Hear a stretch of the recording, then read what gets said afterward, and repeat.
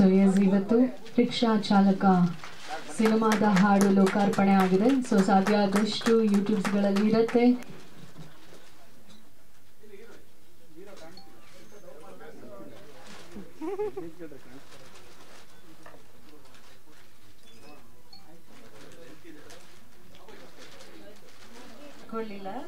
But ಆದ್ರೆ ಕತೆ ಇಷ್ಟ ತಕ್ಷಣ ಒಪ್ಕೊಳ್ಳಿಲ್ಲ, ಕತೆ ಇಷ್ಟ ಆಗಿ ಒಪ್ಕೊಂಡಿ.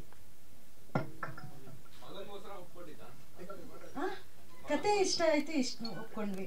ಮಗನೇ ಹೀರೋ, ಚಿರಂತ್ ಕುಮಾರ್, ಆಯುಷ್ ಮತ್ತೆ ಚಿರಂತ್ ಇಬ್ರು ಮಕ್ಕಳೇ ನನಗೆ.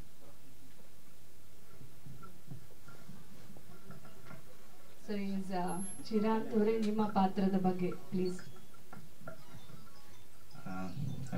ಎಲ್ರಿಗೂ ನಮಸ್ಕಾರ. ತುಂಬ ಲಕ್ಕಿ ನನಗೆ ಅದೊಂದು ಪಾತ್ರ ಸಿಕ್ಕಿದ್ದು ಆ್ಯಂಡ್ ಹೀರೋ ಆಗಿ ಚಾನ್ಸ್ ಸಿಕ್ಕಿದ್ದು.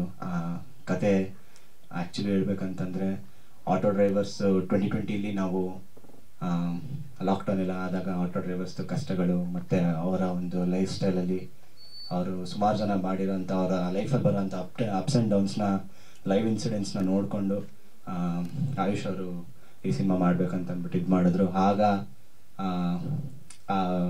ಕತೆ ಕೇಳ್ದಾಗ್ಲೇ ಮಾಡಬೇಕು ಅನ್ನೋ ಒಂದು ಜೋಶ್ ಇತ್ತು, ಆಟೋ ಡ್ರೈವರು ಅನ್ನೋ ಒಂದು ಖುಷಿ ಇತ್ತು. ಸೊ ಆ ಥರ.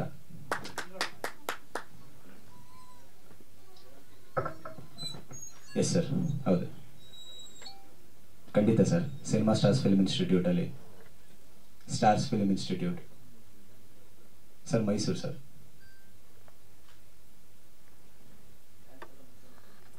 ಹೌದು ಸರ್, ಹೌದು ಸರ್. ಸರ್ ನಮ್ಮ ತಂದೆನೇ dance master sir. Actually Shashi Arakshak ಅಂತ ಅಂದ್ಬಿಟ್ಟು ಅವರೇ ಡ್ಯಾನ್ಸ್ ಮಾಸ್ಟರು. ಅರ್ಧ ಬ್ಲಡ್ಡು ಇನ್ನು ಮಾಡಿದ್ವಿ. ಹೌದು ಸರ್, ಹೌದು ಸರ್.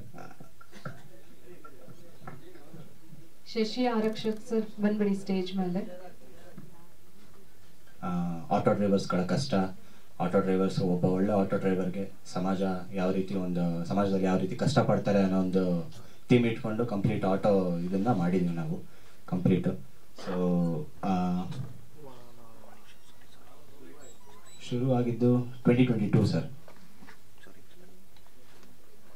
ಸರ್ ಶೂಟಿಂಗ್ಸು ಮೈಸೂರಲ್ಲಿ ನಡೀತು. ಮತ್ತು ವರುಣ, ಸಾಲಿಗ್ರಾಮ, KR ನಗರ್ ಸಾಲಿಗ್ರಾಮ, ಮತ್ತು ಹೌದು ಮೈಸೂರು ಸುತ್ತಮುತ್ತ, ಮತ್ತು ಮುರುಡೇಶ್ವರ 1 ಅವರ್ ಅಲ್ಲೆಲ್ಲ ಮಾಡಿದ್ದೀವಿ ಸರ್.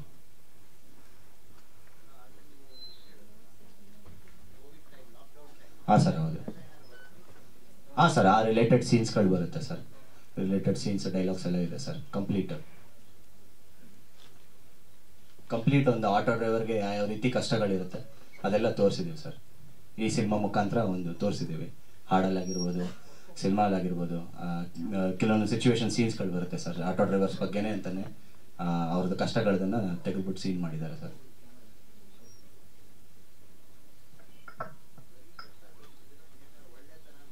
ಸರ್ ಒಂದು ಸಿನಿಮಾ ಅಂತಂದಮೇಲೆ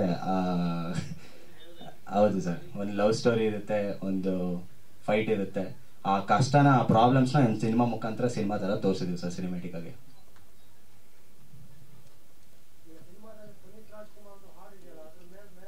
ಸರ್ ಈ ಸಿನಿಮಾ ಬಂದು ಕಂಪ್ಲೀಟಾಗಿ ಪವರ್ ಸ್ಟಾರ್ ಪುನೀತ್ ರಾಜ್ಕುಮಾರ್ ಸರ್ಗೆನೇ ನಾವು ಅರ್ಪಣೆ ಮಾಡಿರೋದು ಈ ಸಿನಿಮಾನ.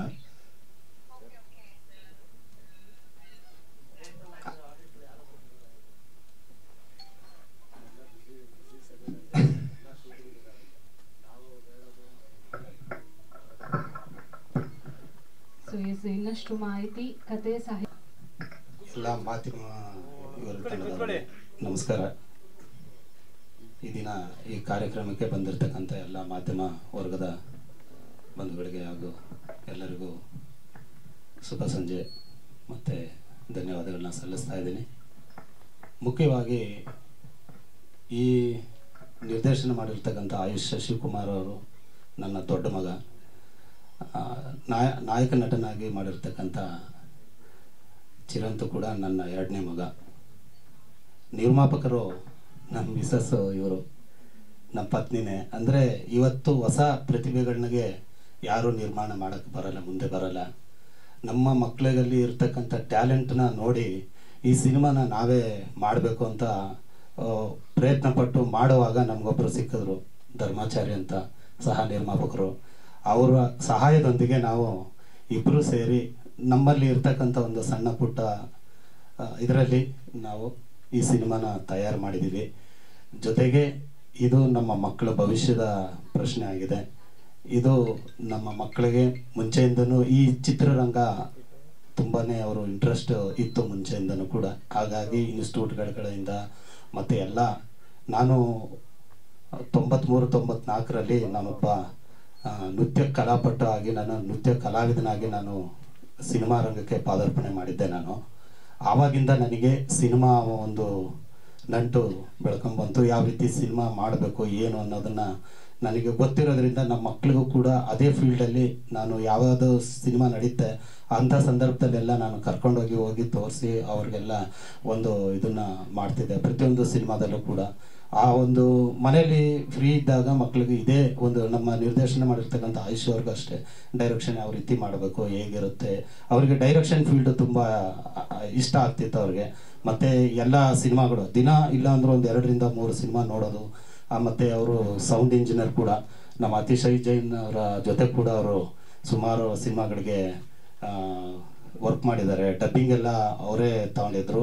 ಜೊತೆಗೆ SFX ಇವೆಲ್ಲ ಕೂಡ ವರ್ಕು ಅವರು ಮುಂಚೆಯಿಂದನೂ ಕೂಡ ಈ ರಂಗಕ್ಕೆ ಬರೋಕ್ಕೆ ಮುಂಚೆಯಿಂದನೂ ಅವರು ಕಲ್ತ್ಕೊಂಡು ಹಲವಾರು ಸಿನಿಮಾಗಳಲ್ಲಿ ಅವರ ಸ್ನೇಹಿತರುಗಳು ಮತ್ತು ನಮ್ಮ ಸ್ನೇಹಿತರುಗಳ ಸಿನಿಮಾಗಳೆಲ್ಲ ನಾನು ಕಳಿಸ್ಕೊಡ್ತಿದ್ದೆ. ಹೋಗು, ವರ್ಕ್ ಮಾಡು, ತಿಳ್ಕೊ, ಅದರಲ್ಲಿ ಸಾಕಷ್ಟು ಇದಿರುತ್ತೆ. ನೀವು ಈ ಸಿನಿಮಾ ರಂಗ ಆಯ್ಕೆ ಮಾಡ್ಕೊಂಡ್ಮೇಲೆ ನೀವು ಪ್ರತಿಯೊಂದು ಇದನ್ನು ಕಲ್ತ್ಕೋಬೇಕು, ಹೋಗ್ಬೇಕು, ಅಲ್ಲಿ ತಿಳ್ಕೋಬೇಕು, ಕಷ್ಟಪಡಬೇಕು. ಆವಾಗ ನಿಮಗೆ ಈ ಒಂದು ಸಿನಿಮಾ ಬಗ್ಗೆ ಗೊತ್ತಾಗುತ್ತೆ.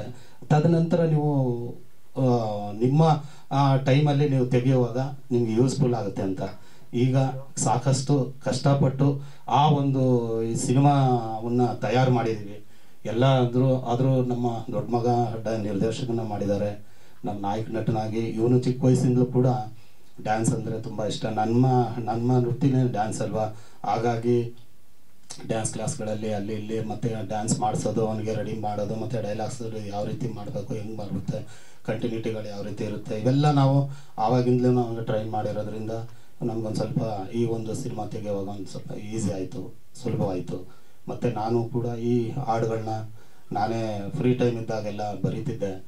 ಸಿಚುಯೇಷನ್ ತಕ್ಕಂತೆ ನಾನು ಆ ಒಂದು ಇದಕ್ಕೆ ಸಂಗೀತದ ಸ್ವಲ್ಪ ಜ್ಞಾನ ಅಲ್ಪ ಸ್ವಲ್ಪ ಇರೋದ್ರಿಂದ ನಾನು ಟ್ಯೂನ್ ಮಾಡ್ಕೊಂಡು ಸಾಹಿತ್ಯನ ಅಲ್ಲೆಲ್ಲೇ ಬರ್ಕೊಂಡು ಈ ಥರ ಬೇಕು ಅಂತೇಳಿ ನಾನು ಮ್ಯೂಸಿಕ್ ಡೈರೆಕ್ಟರ್ ಹತ್ರ ಕೂತ್ಕೊಂಡು ಚರ್ಚೆ ಮಾಡಿ ಸಾಕಷ್ಟು ದಿನ ನಾವು ಅದನ್ನು ಕೂತ್ಕೊಂಡು ಹೀಗೇ ಬೇಕು, ಆಗಲೇಬೇಕು ಅಂತ ಹೇಳ್ಬಿಟ್ಟು.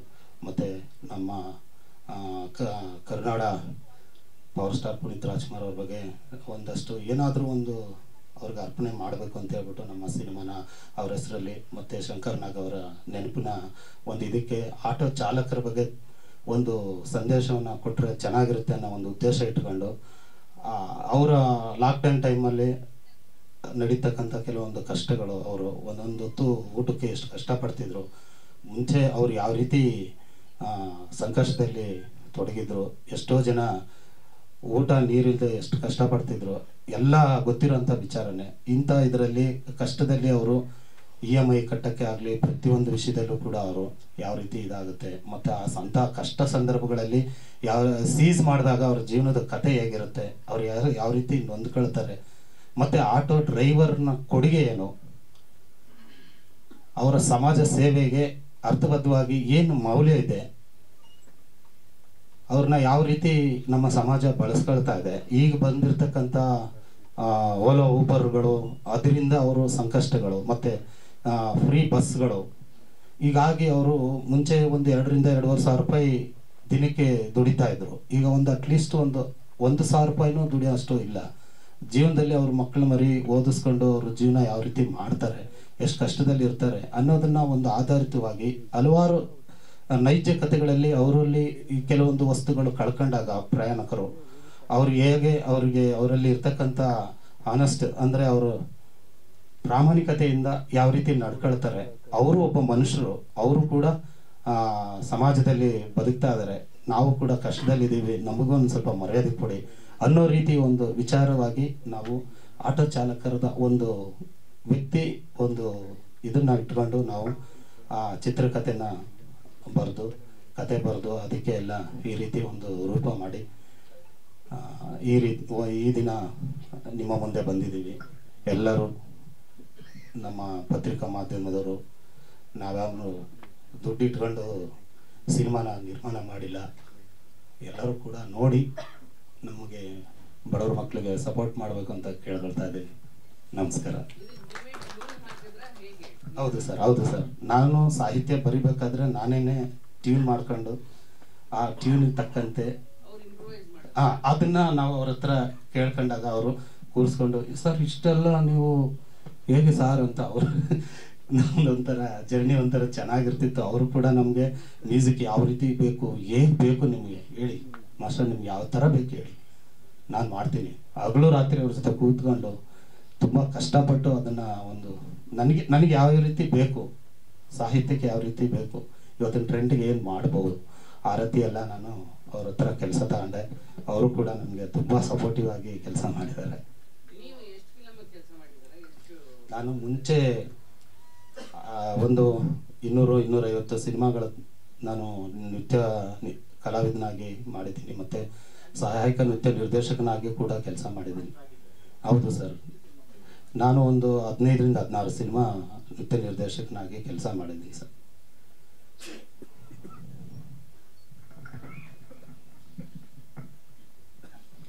ಸೊ ಈಸ್ ಅಪ್ಪನ ಕತೆ ಅದನ್ನ ಡೈರೆಕ್ಟ್ ಮಾಡೋದು.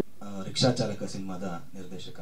ಇಲ್ಲಿ ಇವತ್ತು ಸೇರಿರ್ತಕ್ಕಂಥ ಎಲ್ಲ ಪತ್ರಿಕಾ ಮಿತ್ರರಿಗೆ ನಾನು ಒಂದು ನಮಸ್ಕಾರ ಮತ್ತು ಸ್ವಾಗತವನ್ನು ಕೋರ್ತಾ ಶುರು ಮಾಡ್ತಿದ್ದೀನಿ.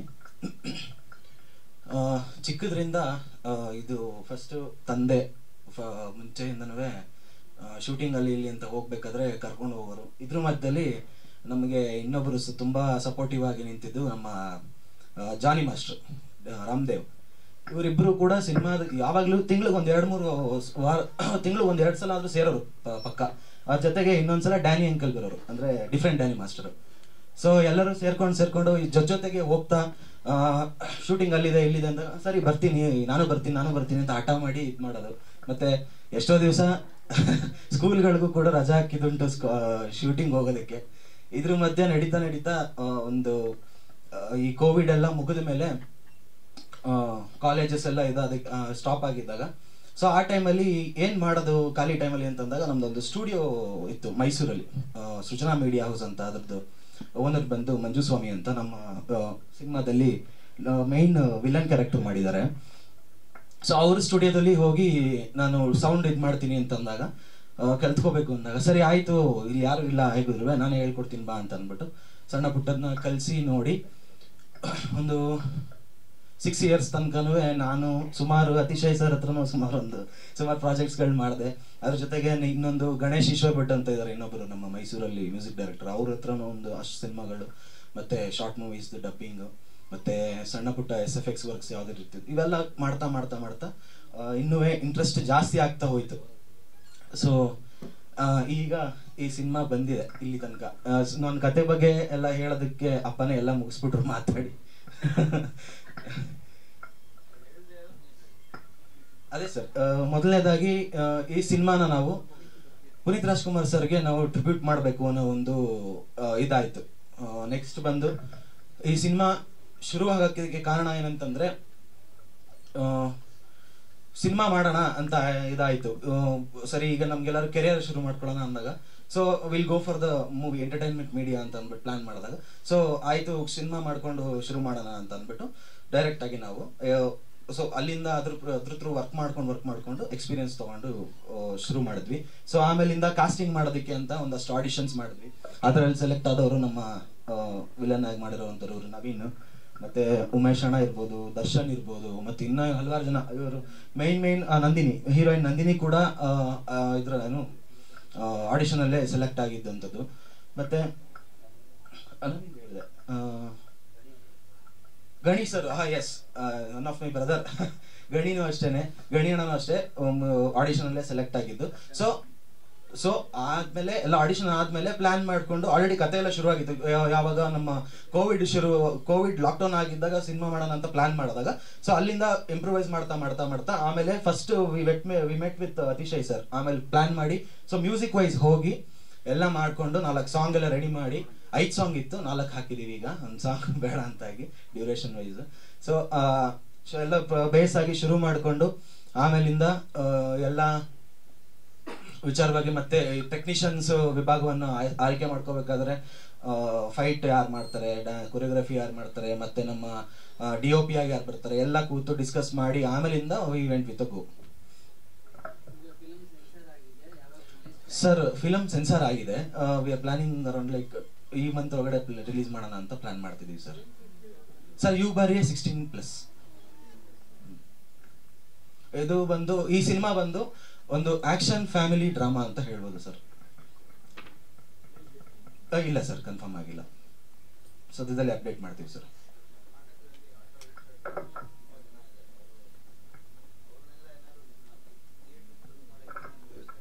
ಸರ್ ಈಗಾಗಲೇ ನಾವು ಪರ್ಸನಲ್ ಆಗಿ ಒಂದು 12 ಡಿಸ್ಟ್ರಿಕ್ಟ್ಗೆ ನಾವು ವಿಸಿಟ್ ಮಾಡಿದೀವಿ ಈಗ.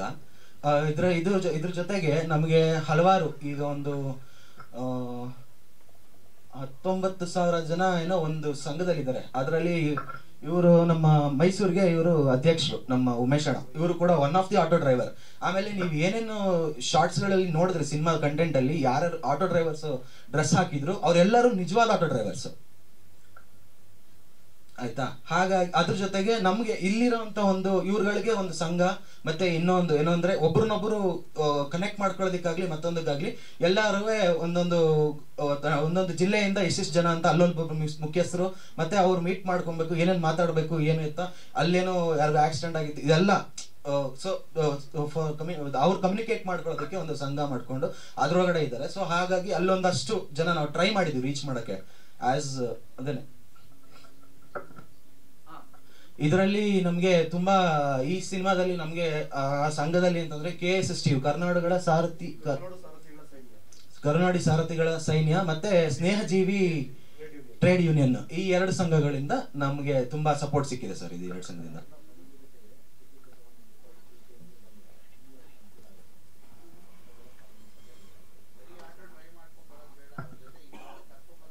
ಹಾ ಸರ್ ಹಾ ಸರ್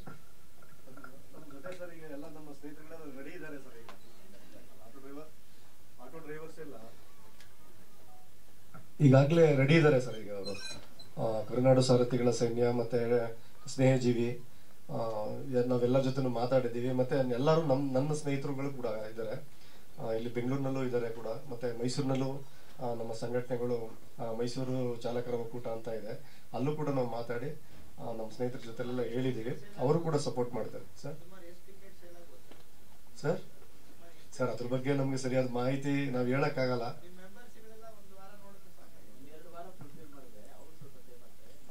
ನಾವು ಅದೇ ಪ್ರಯತ್ನ ಮಾಡ್ತಾ ಇದೀವಿ ಸರ್, ಖಂಡಿತವಾಗಿ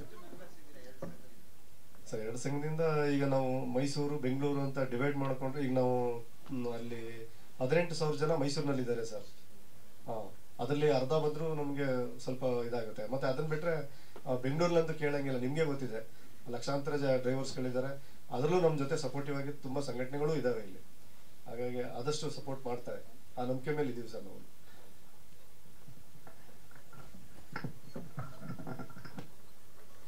ಮೂವಿ ಎಕ್ಸ್ಪೀರಿಯನ್ಸ್ ತುಂಬಾ ಚೆನ್ನಾಗಿತ್ತು. ಈ ಮೂವಿಯಲ್ಲಿ ವಿಧವೆ ವಿಡೋ ಕಷ್ಟಗಳನ್ನ ತುಂಬಾ ಚೆನ್ನಾಗಿ ತೋರಿಸಿದ್ದಾರೆ. ಅಂದ್ರೆ ಆ ಸಮಾಜ ಹೆಂಗೆ ಅವಳನ್ನ ಟ್ರೀಟ್ ಮಾಡುತ್ತೆ, ಹೆಂಗೆ ನಡ್ಸ್ಕೊಳುತ್ತೆ, ಹೆಂಗೆ ಎಲ್ಲದಕ್ಕೂ ಅವಳನ್ನ ದೂಷಣೆ ಮಾಡುತ್ತೆ, ಅವಳೇ ಕಾರಣ ಎಲ್ಲದಕ್ಕೂ. ಸೊ ಇದನ್ನ ತುಂಬಾ ಚೆನ್ನಾಗಿ ನಿರ್ದೇಶಕರಾದಂಥ ಶಶಿಕುಮಾರ್ ಸರ್ ಮತ್ತೆ ಜಾನಿ ಮಾಸ್ಟರ್ ಮತ್ತೆ ಶಶಿ ಸರ್ ತುಂಬಾ ಸಪೋರ್ಟ್ ಮಾಡಿದ್ದಾರೆ.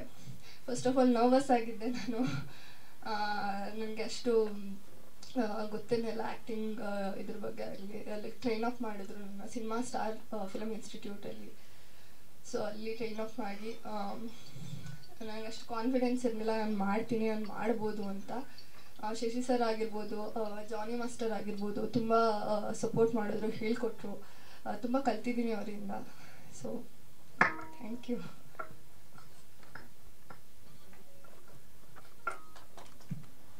ಏನಂತ ಅಂದರೆ ನಮಗೆ ಇದು ಹೊಸ ಕಲಿಕೆ.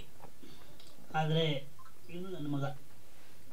ಅದರಲ್ಲಿ ನಾವು ಈ ಫೀಲ್ಡಲ್ಲಿ ನಮ್ಮ ಶಶಿಯಣ್ಣವರು ಮತ್ತು ನಮ್ಮ ಅಕ್ಕೋರು ಇದ್ರ ಎಲ್ಲರೂ ಒಂದು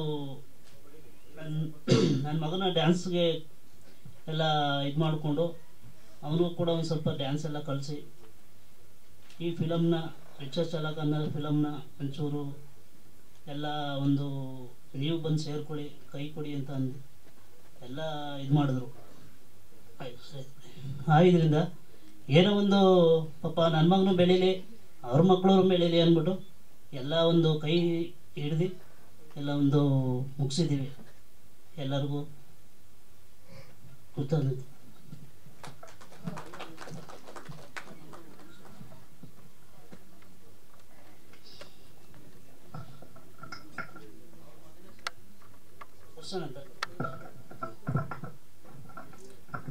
ಎಲ್ಲರಿಗೂ ನಮಸ್ತೆ. ನನ್ನ ಹೆಸರು ದರ್ಶನ್ ಅಂತ. ನಾನು ಫಸ್ಟು ನಮ್ಮ ಶಶಿ ಸರ್ ಕ್ಲಾಸಿಗೆ ಬಂದಿದ್ದು ಸಿನಿಮಾ ಸ್ಟಾರ್ ಫಿಲಮ್ ಇನ್ಸ್ಟಿಟ್ಯೂಟ್ ಅಂತ.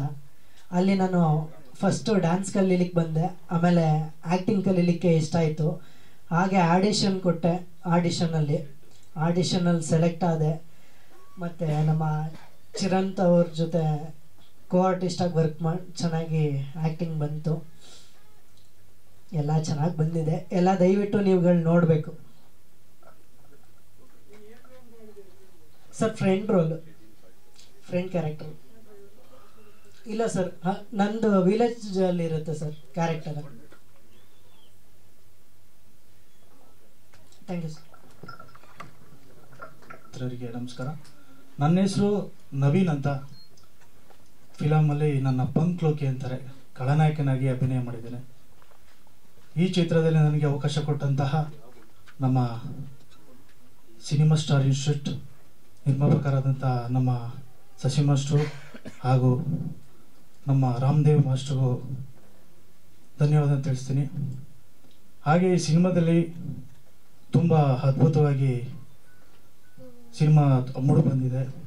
ರಿಕ್ಷಾ ಚಾಲಕ ಆಟೋ ಸಬ್ಜೆಕ್ಟು ಎಲ್ಲ ಕೂಡ ಟೀಮ್ ವರ್ಕ್ ಆಗಿ ನಾವು ಮೈಸೂರು ಟೀಮಿಂದ ತುಂಬ ಅದ್ಭುತವಾಗಿ ಮಾಡಿದ್ದೀವಿ.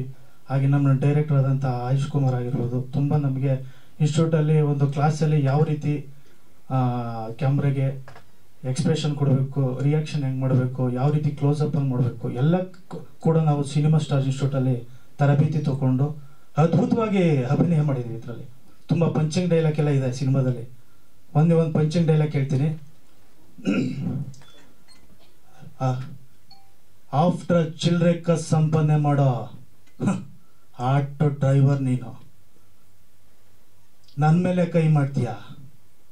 ಅವಾಗ ಅವ್ರ ಡೈಲಾಗು ನಾನು ಹೇಳ್ಬಿಡ್ಲಾ?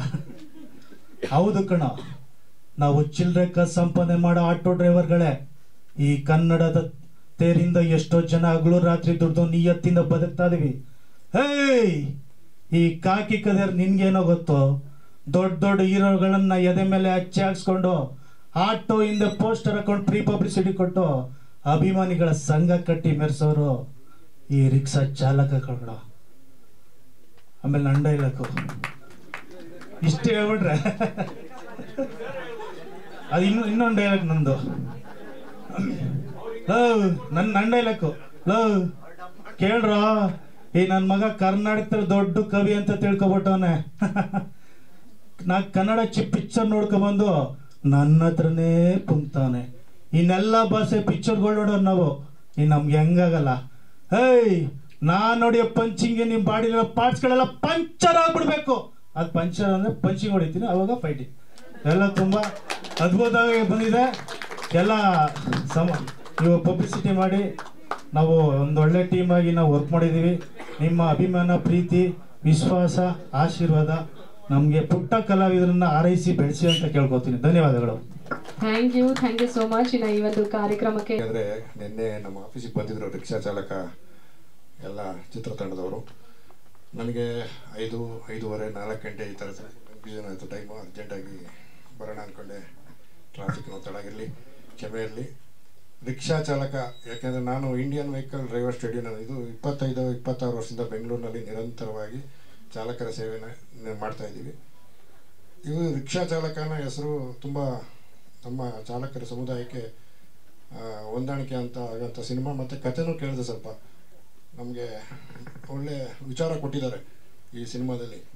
ಆಟೋ ಚಾಲಕರ ಕುಟುಂಬಕ್ಕಾಗಲಿ, ಒಂದು ಸಮಾಜಕ್ಕೆ ಏನು ಬೇಕು ನಮ್ಮ ಚಾಲಕರ ಕುಟುಂಬಕ್ಕೆ ಅದೆಲ್ಲ ಕೊಟ್ಟಿದ್ದಾರೆ ಅಂತ ತಿಳ್ಕೊಂಡೆ. ನಾವು ಕೂಡ ಈ ಬೆಂಗಳೂರಿನಲ್ಲಿ ಸುಮಾರು 1,40,000 ಆಟೋದಲ್ಲಿ ಒಂದು 70,000 ಈಗ ರನ್ನಿಂಗಲ್ಲಿದ್ದಾವೆ ಗಾಡಿಗಳು. ಯಾಕೆಂದರೆ ಕೆಲವು ಫೈನಾನ್ಸ್ ಇದು, ಕೆಲವು ಗ್ಯಾರೇಜ್ಗಳಿದ್ದಾವೆ. ನಮಗೆ ಎಷ್ಟು ಸ್ಟಿಕ್ಕರ್ ಕೊಡ್ತಾರೆ ಅಷ್ಟು ಸ್ಟಿಕ್ಕರ್ನ ನಾವು ಮತ್ತು ನಮ್ಮ ಸ್ನೇಹಜೀವಿ ಚಾಲಕರ ಟ್ರೇಡ್ ಉಚಿತವಾಗಿ ಆಟೋ ಮೇಲೆ ಪ್ರಚಾರ ಕೊಡ್ತೀವಿ. ಯಾಕೆಂದರೆ ಈಗಾಗಲೇ ನಾವು ಮಾಟಿನಿ ಕೊಟ್ಟಿದ್ದೀವಿ, ಸುಮಾರು ಸಾಕಷ್ಟು ಸಿನಿಮಾಗಳಿಗೆ ಕೊಡ್ತಾನೆ ಇರ್ತೀವಿ. ಅದು ನಮ್ಮ ವೃತ್ತಿ. ಯಾಕೆಂದರೆ ಆಟೋದವ್ರಿಗೆ ಒಬ್ಬರಿಗೆ ಅಲ್ಲ, ಕನ್ನಡ ಚಿತ್ರರಂಗಕ್ಕೆ ನಮ್ಮ ಆಟೋದರ ಸೇವೆ ತುಂಬನೇ ಇರುತ್ತೆ. ಹಾಗಾಗಿ ನಮ್ಮ ಕಡೆಯಿಂದ ಸಂಪೂರ್ಣ ಬೆಂಬಲ ಇರುತ್ತೆ ಅಂತ ಹೇಳ್ತಾ ಈ ಚಿತ್ರತಂಡಕ್ಕೆ ಯಶಸ್ವಿ ಆಗಲಿ ಅಂತ ಹೇಳ್ತೀನಿ. ಧನ್ಯವಾದಗಳು. ಧನ್ಯವಾದಗಳು ಸರ್. ಹಾಗೆ ನನ್ನ ಹೆಸರು ವೇದಾಂತ ಅತಿಶಯಜೇನ್ ಅಂತ. ಸಂಗೀತ ನಿರ್ದೇಶಕ ಅಂತ ಹೆಸರು ಕೊಟ್ಟಿದ್ದಾರೆ, ಆದರೆ ಎಲ್ಲ ವರ್ಕನ್ನು ಅವರೇ ಮಾಡಿದ್ದಾರೆ. ನಿಜ ಹೇಳಬೇಕು ಅಂದರೆ ಟೆಕ್ನಿಕಲ್ ಆಗಿ ಏನು ಬೇಕು ನಾನು ಮಾಡಿದ್ದೀನಿ. ಅವರು ನೀವು ಹೇಳಿದ್ರಿ ಅವರಿಗೆ ಅನುಭವ ಇಲ್ಲ ಅಂತ. ಅವರು ಹಲವಾರು ಆಲ್ಬಮ್ಗಳು, ಹಲವಾರು ಚಿತ್ರಗಳಿಗೆ ಡ್ಯಾನ್ಸ್ ಕೊರಿಯೋಗ್ರಾಫರ್ ಆಗಿ ಕೆಲಸ ಮಾಡಿದಂಥವ್ರು. ಒಳ್ಳೆ ರಿದಮ್ ಸೆನ್ಸ್ ಇದೆ ಎಲ್ಲರಿಗೂ, ಅವ್ರ ಮಕ್ಕಳು ಎಲ್ಲರಿಗೂ. ಈವನ್ ರೀ ರೆಕಾರ್ಡಿಂಗು ಅಷ್ಟೇ ಸುಮಾರು ಬಿಟ್ಸ್ ಚಿರಂತ್ ಅವರು ಕೂತಿದ್ರು, ಆಯುಷ್ ಕೂತಿದ್ರು. ಸೊ ಒಂದು ಹೋಲ್ ಫ್ಯಾಮಿಲಿ ಒಂದು ಪ್ಯಾಷನೇಟ್ ಆಗಿ ವರ್ಕ್ ಮಾಡಿರುವಂಥ ಸಿನಿಮಾ ಇದು. ಮಕ್ಕಳಿಗೋಸ್ಕರ ಪೇರೆಂಟ್ ಏನು ಮ್ಯಾಕ್ಸಿಮಮ್ ಮಾಡ್ಬೋದು ಅದನ್ನ ಇವರು ಮಾಡಿದ್ದಾರೆ. ಸೊ ಇವ್ರು ಬೋತ್ ಲಕ್ಕಿ ಅಂತ ಹೇಳ್ತೀನಿ. ಮತ್ತೆ ಆಯುಷ್ ಕೂಡ ಅಷ್ಟೇ, ತುಂಬಾ ಎಲ್ಲ ಕೆಲಸನೂ ಮಾಡ್ತಾರೆ ಅವರು. ಡೈರೆಕ್ಟ್ರು, ಡಬ್ಬಿಂಗ್ ಮಾಡ್ತಾರೆ, ಮ್ಯೂಸಿಕ್ಕು ಮಾಡ್ಬಿಡ್ತಾರೆ ಅನ್ಸುತ್ತೆ. ಎಲ್ಲ ಟೆಕ್ನಿಕಲ್ ಆಗಿ ಎಲ್ಲ ಕಲ್ತ್ಕೊಂಡಿದ್ದಾರೆ. ತುಂಬ ಸಂತೋಷ. ನೀವು ಸಪೋರ್ಟ್ ಮಾಡಬೇಕು.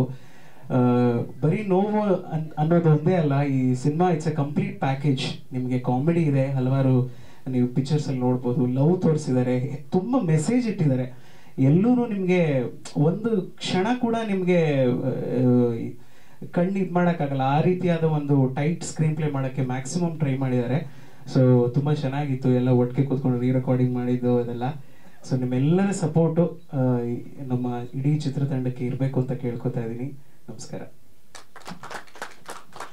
ಇನ್ನೊಂದು ವಿಶೇಷ, ನಾವು ಚಾಲಕರ ಕುಟುಂಬ